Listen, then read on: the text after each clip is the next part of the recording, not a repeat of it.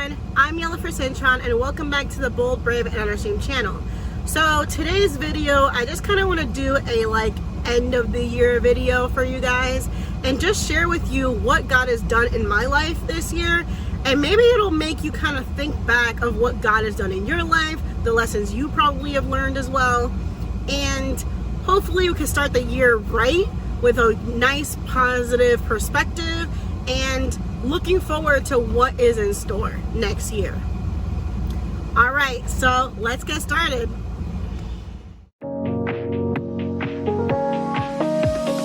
I've been told that the fire's old, and when stars are in light, the weaver, we would know.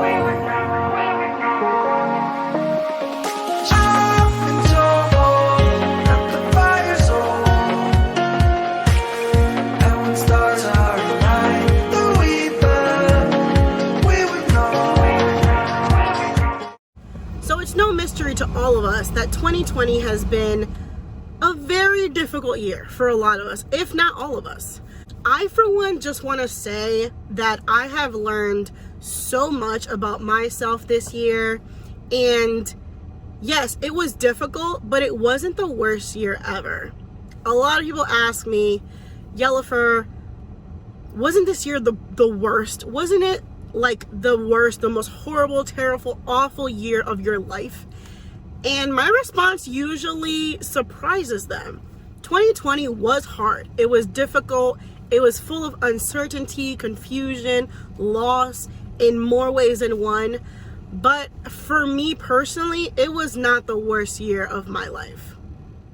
You see, I lived for so many years in this crippling battle with depression, anger, resentment, unforgiveness, and I spent a lot of years just hating who I was.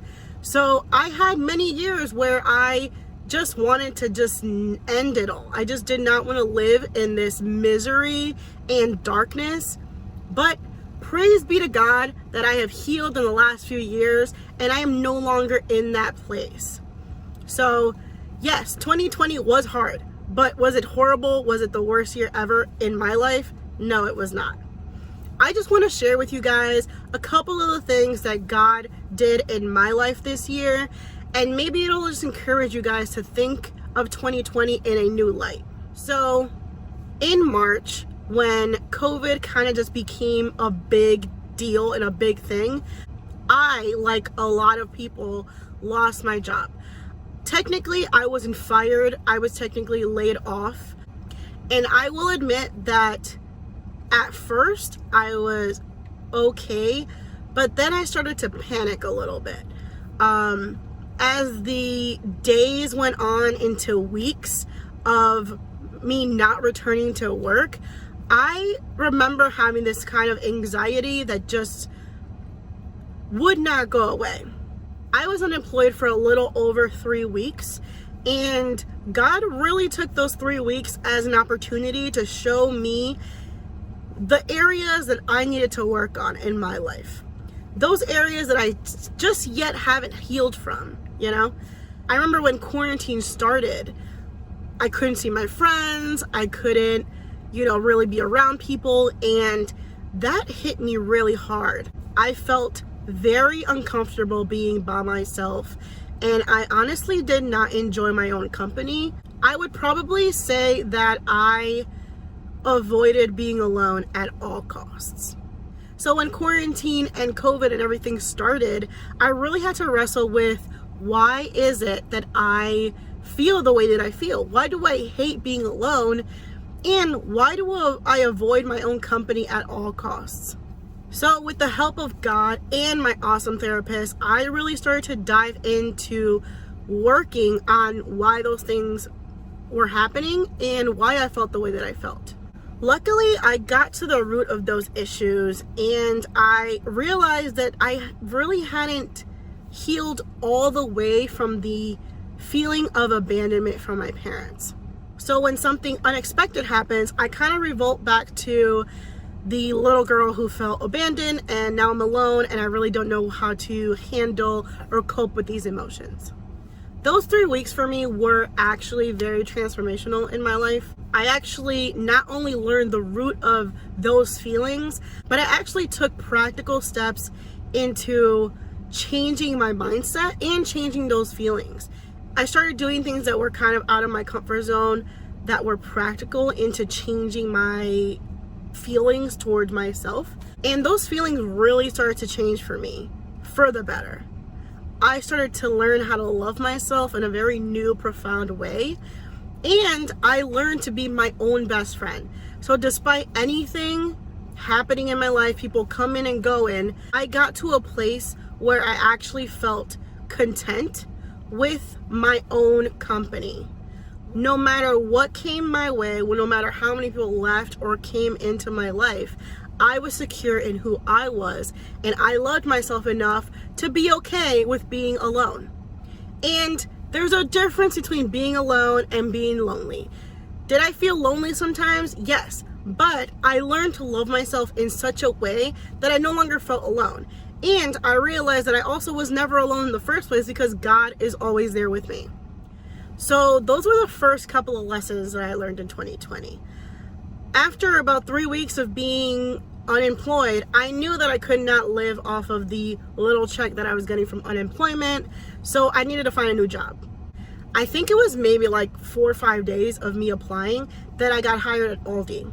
Unfortunately, Aldi did have me do a job that I originally didn't apply for, and it was becoming very hard on my body, and so I decided that I need to resign from that position. Was I nervous about resigning and not having a new job? Yes. But I really felt like God gave me the go-ahead to do so, so I did. And the cool thing about that is literally the day after I quit Aldi, I got hired at Walmart as a personal shopper. I worked at Walmart for a little over a month, and this was right in the midst of the peak of the pandemic, and I will admit that I lived every day in constant panic, because this was at the time where masks weren't mandatory just yet, and people were coming into the store just no mask, no gloves, sneezing everywhere, coughing around me. And I have asthma and some other underlying health issues, and I was actually really worried that I was going to catch this virus. So I started to pray and tell God, Lord, please keep me safe while I'm at work, and also please, if you could, if it's possible, provide a way out, because I don't want to live in this constant fear, and I would rather feel safe than feel constantly anxious about getting this virus. And sure enough, almost a month into working there, I got a message from the higher ups from my actual job as being a school bus driver that we were being reinstated as working from home, and we were going to have our full paycheck until the school year was ending. I also got the back pay from unemployment for when I was unemployed for 3 weeks. So with both those things, I actually had enough finances to pay my rent 3 months in advance, and it would hold me over until I went back to work for the new school year in the fall. And I was able to quit Walmart and safely stay at home during that time, which was a huge benefit to my mental health. The work that God was doing in me personally during that time was still going on. I actually decided that I was not going to date during the time that God was working on me, because I didn't want any distractions. And so I deleted all of my dating apps. I deleted everything except for Facebook dating, only because that was attached to the Facebook app in the first place, and I necessarily wasn't going to delete that at that moment. I'll tell you why that's relevant a little later on. In August, I actually had saved up enough money to get a new car. Well, it was a used car, but it's new to me.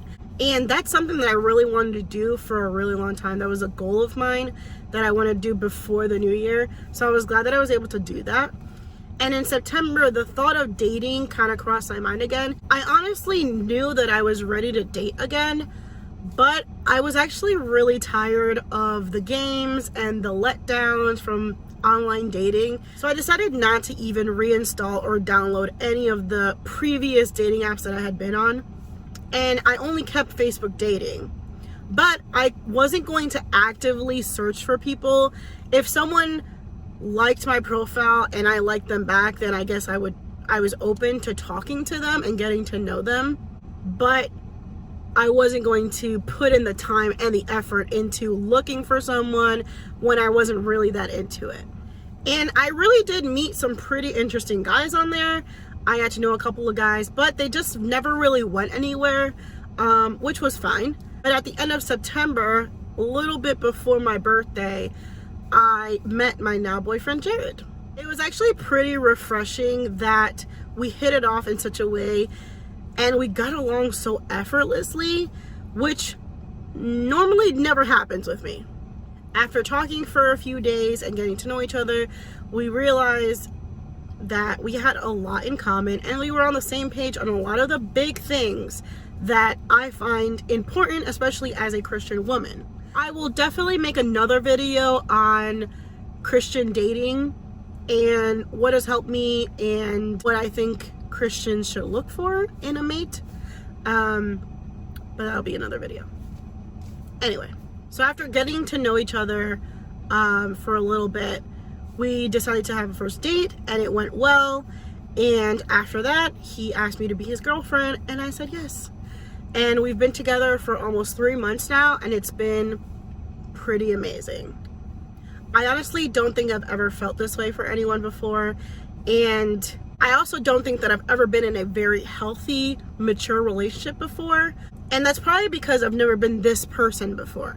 I've always been a little bit lacking in the emotional side of things where I was just not fully healthy emotionally or mentally to be in a committed relationship. And so every time I tried to be in a committed relationship and I was not healthy, they would never work because I would eventually self-sabotage, or I would give too much of myself or compromise my beliefs and values and morals just to be with someone. And I did not want to do that anymore. So I was very relieved that I had met someone who had the same values, the same faith, the same morals, and the same biblical principles that I uphold. Also in September, I did go back to work as being a school bus driver, which was completely awesome because that's exactly what I wanted to happen. And I knew that if that happened, that I would be right back on track with my bills and my finances, and I just didn't have to worry about it anymore. And that's what happened. So it was really nice and such a relief to go back to work and do what I love to do. The pandemic has definitely brought its share of challenges, and I will say that even though I don't think that 2020 was the most horrible year for me, I do think that it was a very difficult year. And I'm also aware that it was actually a terrible year for some people.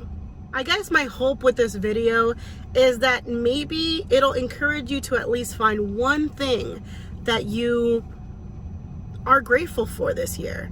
Maybe it's something that happened in your life. Maybe it's something that God, maybe brought to your attention. Maybe something that God revealed to you or maybe worked on you. Whatever it is, I just pray and I hope that you find at least one thing that you can look back at 2020 and say, okay, it was hard. Maybe it was terrible, but there was this one thing that I am grateful for. And so I'm going to take that and I'm going to bring that into 2021 and have a positive attitude and go into 2021 with a new mindset and a new perspective of just being grateful and thankful for the things that did happen in 2020, even if they were challenging. I, for one, am looking forward to 2021. I kind of want to leave the challenges that 2020 had for me in 2020, and I want to move forward with a new, greater expectation of what God is going to do in 2021. And I'm definitely going into 2021 with a newfound healing, confidence, and even a optimistic attitude, because I am excited for what God has in store for me, and I'm excited for what He has in store for you too. Alright guys, that's it for this video. If you like this video, please be sure to give it a thumbs up, subscribe to my channel, and be sure to follow me on my social media platforms like Facebook and Instagram at Bold, Brave, and Unashamed. Also, be sure to share it with your friends, and I'll see you guys in my next video. Bye. Still